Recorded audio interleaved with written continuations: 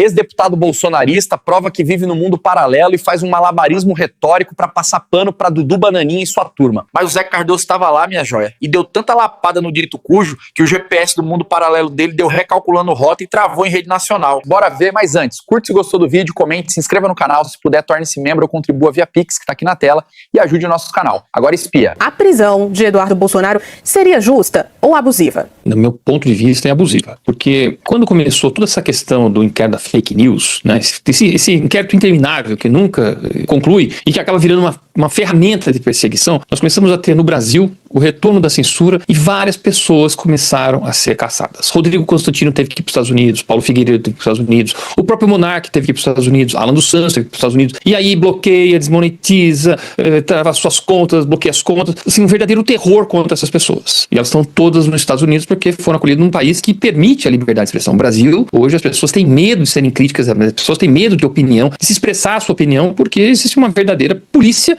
verificando se a pessoa não comentou, questionou sobre o processo eleitoral, você é antidemocrático, você tem que ser calado, você tem que responder por isso. O que aconteceu com a Carla Zambelli também, agora tem o Tagliaferro que teve para a Itália, ou seja, nós estamos novamente num cenário de exilados, uma série de pessoas exiladas, por crime de opinião. Ninguém roubou, ninguém assassinou, ninguém sequestrou, ninguém fez nenhum crime que não fosse de opinião, mas que incomoda aqueles que têm o poder na mão. E no caso do Eduardo Bolsonaro, ele também já estava começando a ser ameaçado dentro desse processo. Ele percebeu que o pai dele ia envolvido num processo todo fantasioso, que até o ministro Luiz Fux mostrou que não tem pé nem cabeça o que aconteceu, dizendo que agora temos um golpe no Brasil, 8 de janeiro, todos aqueles manifestantes tentando dar um golpe lá, sem nenhuma arma, sem um exército, sem líder, assim, sem absolutamente nada. E aí o que acontece? Eduardo percebe, e aliás já havia uma ameaça de confiscar o seu passaporte. E aí ele decide ficar nos Estados Unidos para denunciar o que está acontecendo no Brasil. Infelizmente isso acontece com vários países, onde você tem exilados que vão mostrando os absurdos que estão acontecendo dentro dos seus países. Então o Eduardo Bolsonaro está nos Estados Unidos para poder denunciar essas questões que estão acontecendo no Brasil. Não cabe uma prisão preventiva, mesmo porque ele está lá nos Estados Unidos, vai aprender como. Eu não posso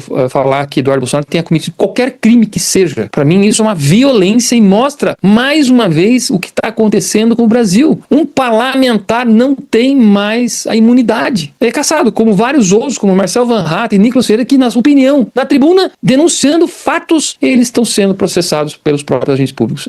É uma vergonha que está acontecendo no Brasil. Como é cansativo ouvir bolsonarista falar tantas asneiras, mas agora Zé vem, meus amigos, e com os 2 pés no peito, olha só. Cardoso, agora qual seria o impacto político de uma eventual decretação de prisão do deputado Eduardo Bolsonaro? Veja, apenas como premissa dessa análise, o Alexis ponderou que todas essas pessoas que foram denunciadas praticaram crime de opinião. Carla Zambelli fez crime de opinião. Ela teve um hacker, ela entrou dentro do sistema do Tribunal Superior Eleitoral para desacreditar o sistema, para pedir um mandado de prisão, para desacreditar a justiça brasileira. Isso é crime de opinião. Quando ela saiu correndo com aquela arma perseguindo, isso é crime de opinião. É tudo menos crime de opinião. Eduardo Bolsonaro, o que ele faz? Ele foi ao exterior, subir em palanque, dizer que no Brasil havia um problema? Não. Ele assumidamente, declaradamente, diz que estou articulando a aplicação de sanções ao Brasil. Inclusive chega a mencionar que estava articulando a Lei Magnitsky contra os ministros do Supremo. Isso não é crime de opinião, não está dando opinião sobre o que acontece no Brasil. Ele está articulando sanções e medidas contra a soberania brasileira.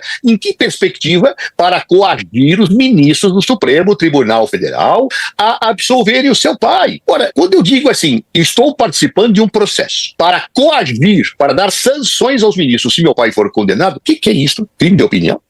Não. Obstrução de justiça, tentativa de coagir magistrados a que não decidam de acordo com as suas consciências.